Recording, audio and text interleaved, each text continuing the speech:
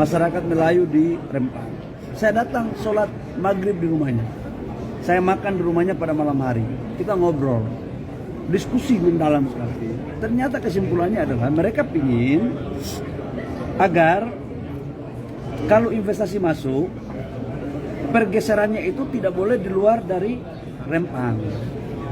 Tadinya kan mereka mau ditaruh itu di Kampung Galang, Pulau Galang. Saya ikutin terus. Yang kedua, mereka juga ingin agar kalau investasi masuk, anak-anaknya jangan hanya bekerja, tapi mereka menjadi pengusaha juga, kolaborasi. Yang ketiga, mereka juga ingin adalah agar jelas ganti ruginya itu harus jelas. Yang keempat adalah bagaimana dengan kampung-kampung mereka, bagaimana dengan makam-makam leluhur. Maka kemudian kita formulasikan. Saya setujui, saya bilang yang pertama adalah itu bukan relokasi. Karena kalau dari Rempang ke Galang kan relokasi, beda pulau. Tapi kalau dari Rempang ke Rempang itu bukan relokasi, pergeseran. Jadi kita geser kampung mereka, yang beberapa kampung itu kita geser ke satu kampung. Tapi masih di Rempang. Setuju mereka, udah teken. Yang kedua adalah komunikasinya saya rubah. Saya datang di sana bukan sebagai menteri. Saya berbaur sama rakyat, saya makan sama rakyat, tanya dari hati ke hati. Memang kadang-kadang kita ini pejabat, tahulah kalau pada saat dimana kita duduk sama rakyat, ya kita harus membuat diri seperti rakyat juga. Gitu. Nah ini yang mereka nggak mau. Apa yang terjadi? Saya kasih penjelasan. Pertama, status tanah mereka ini, saudara-saudara kita ini kasihan, secara turun-temurun di sana, tapi belum ada hak, alas hak dari rumah-rumah mereka itu semua. Belum ada. Kasihan ini sebenarnya. Saya sebagai anak kampung terenyuh juga, baru tahu. Jadi nggak ada sertifikat, nggak ada HGB, dari semua kampung. Maka kemudian kita formulasikan, kita geser ke satu kampung, namanya Kampung Tanjung Banong. Kemudian kita kumpulkan, kita taruh di situ dengan sertifikat hak milik 500 meter per rumah. 500 meter. Daripada nggak ada sertifikat, sekarang kita kasih sertifikat. Itu kebijakan dari Menteri ATR dengan kami. Yang kedua, akan diganti rumah tipe 45 dengan harga 120 juta. Kalau ada saudara-saudara kita yang punya rumah di sana, yang memang ukurannya itu lebih besar daripada tipe 45, contoh katakanlah bangunannya itu 500 juta, itu ada KJPP yang menilai. Kalau itu benar, berarti 120 juta tambah 380 juta. Tapi kalau KJPP melihatnya bukan 500, tapi 400, berarti cuman tambah lagi 280 juta dengan 120 juta. Kalau ada saudara-saudara kita rumahnya yang di atas 500 meter, taruhlah 1000 meter, berarti 500 meter tambahannya itu juga akan dibayar dan diberikan sertifikatnya, gitu loh. Nah, untuk ganti rumah itu alokasinya dari pusat atau APBD, Pak? Sudah disiapkan dari BP Batam. Termasuk untuk pada saat mereka masa tunggu rumah. Berapa lama dibangun? 6-7 bulan. Masa tunggunya gimana? Biaya hidup per orang ditanggung 1.200.000 per bulan. Satu orang Pak, bukan satu kakak. No. Tapi kalau biaya rumah itu 1.200.000 per kakak. Jadi kalau satu kakak itu ada 4 orang, maka dia dapat pendapatannya per bulan itu 6 juta. 1.200.000 biaya hidup kali 4 berarti kan 4.800.000. Tambah 1.200.000 untuk sewa rumah. Nah sewa rumah pun kita tidak memaksa. Kalau mereka mau geser untuk ke keluarga, nggak apa-apa. Kita tetap kasih. Tapi kalau memang mau disuruh ke BP Batam yang urus, rumahnya disiapin. Itu ceritanya. Jadi tidak adalah informasi yang simpang siur. Tolong klarifikasi lah yang di Pak, BP Batam. Izin penegasan Pak, berarti Entar, nggak ada saya yang... belum sampai, saya jelasin dulu. Inilah wartawan ini kan lebih pintar daripada kita. Ya, yang berikut, makam-makam orang tua itu kita nggak geser, tetap di situ. Kenapa? Karena mereka itu leluhur. Kita harus hargai leluhur kita.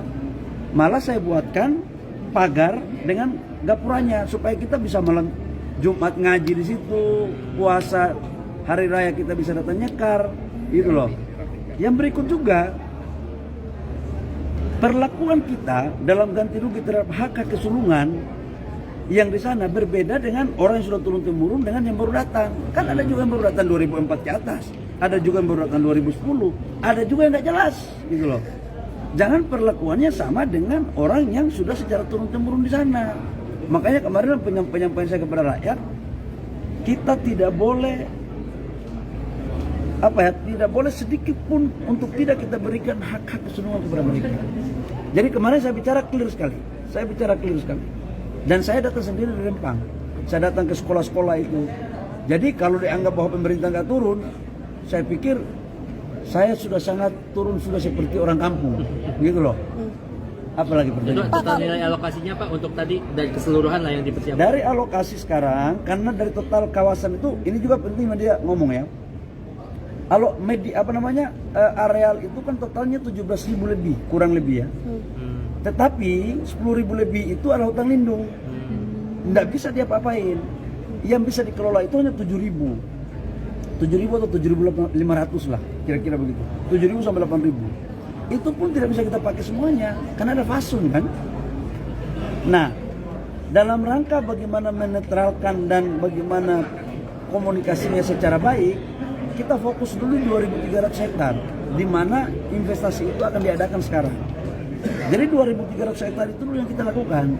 Total kakaknya itu kurang lebih sekitar 800 kakak yang kita lakukan tahap awal. Kemudian kita geser ke perkampungan di sebelah itu. Jadi itu sih sebenarnya kita kadang-kadang media juga terlalu mungkin media nggak salah lah, tapi informasinya mungkin yang tidak utuh kali ya. Nah, makanya Pak nilai ganti ruginya Pak dari yang dipersiapkan lah untuk itu berapa Pak? Ya kau hitung aja, tinggal hitung. Jadi nggak bisa kita hitung sekarang. Contoh bangun rumah sekarang anggaran kita siapin 6-7 bulan. Tapi katakanlah kalau rumahnya belum selesai 1 tahun, ya dia hidupin terus sampai 1 tahun. Itu seluruhnya berada di bawah BP Batam ya? BP Batam. Dan tadi malam saya sudah ketemu dengan Menteri PU untuk kami ingin menjadikan desa yang kita geser ini sebagai desa percontohan. Ya, harus sekolahnya lebih baik, air bersihnya lebih baik, puskesmasnya lebih baik, tempat pelabuhan untuk kapal-kapal ikannya lebih baik. Dan BP Batam itu mengganti juga termasuk tanam tumbuh. Jadi orang punya keramba-keramba, itu dihitung semua. Perahu-perahu yang nggak bisa dibawa, semua diganti rugi semua. Jadi nggak ada yang nggak dihitung, semuanya dihitung dengan baik. Pak, kalau 1,2 juta per kepala sudah disurvei belum kira-kira berapa banyak kepala atau kakak Pak? Pasti sudah disurvei, tapi kalau saya jawab ini berarti saya jadi camat Rempang. Ya. Pak, yang 700 berarti tidak ada, Bapak izin penegasan berarti tidak ada relokasi ke pulau lain begitu ya Pak? Nggak Hanya ada. Pergeseran di Rempang saja. Jadi tulis kata-katanya. Siap Pak. Iya Pak. Tidak ada relokasi, yang ada pergeseran. Seluruh masyarakat di kampung situ Digeser. Meskipun yang statusnya nggak jelas tadi juga. Sudahlah, ini rakyat Republik Indonesia. Ya, kau jangan lagi memilah-milah. Cuman perlakuannya beda dong. Kalau contoh di kampung kamu, nenek moyang kamu sudah di situ, tanah kamu sudah ada. Dengan orang yang baru datang 10 tahun lagi, kalau perlakuannya sama, kamu marah nggak? Oke. Masuk logiknya nggak? Siap.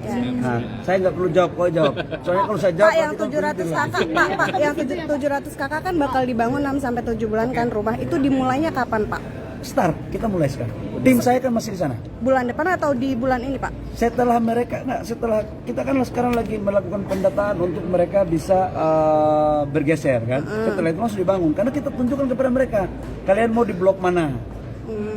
Jadi ini sudah kayak musyawarah ini barang kan. Kita tanyain kalian mau di pojok sini nggak mau di mana, ditunjuk gitu loh. Coba bayangin Menteri Investasi sudah sebaik itu. Dan dipastikan masih di Rempang kan Pak itu? Masih di Rempang kan itu Pak, yang blok-blok tadi itu? Rempang? Di Rempang. Kenapa kamu nggak percaya sama Nggak saya? memastikan Ada ya, muka Pak. saya tukang bohong nggak? Enggak dong. Buat video Pak, buat video. Akan berinvestasi ya, soalnya kita dengar kan karena Facebook mereka jadi Wah, inilah kadang-kadang saya bingung juga kadang-kadang kayak Menteri Investasi itu ada 3 aja di Republik ini. makanya konfirmasi Pak. Enggak lah, tetap mereka mau. Cuman makanya kita ini juga harus kasih informasi yang baik. Kita sadar nggak sih, semakin kita memperkeruh suasana itu merugikan negara kita. Gimana orang mau nyaman dengan melakukan investasi kalau kita sendiri membuat informasi yang kadang-kadang keakuratannya itu masih dipertanyakan. Gitu. Iya betul. Saya kadang-kadang bingung, betul. Saya tidur di sana, saya ke sana, saya duduk di sana, saya ngecek sendiri. Nggak seperti yang diberitakan seluas itu. Dan kemarin saya bebaskan 8 orang anak-anak dari Rempang yang ditahan oleh polisi. Udah bebas. Tetapi yang 40 orang lebih yang ditahan oleh polisi itu bukan anak Rempang. Bukan dari kampung itu, bukan dari pulau itu, dari tempat lain. Yang kalau itu anarkis, ya mohon maaf, perlakuannya kan berbeda dengan orang yang sedang memperjuangkan apa yang menjadi haknya. Mana ada orang datang sampai batu aja dipukul begitu. Tapi udahlah, aku nggak mau mengungkit-ungkit itulah.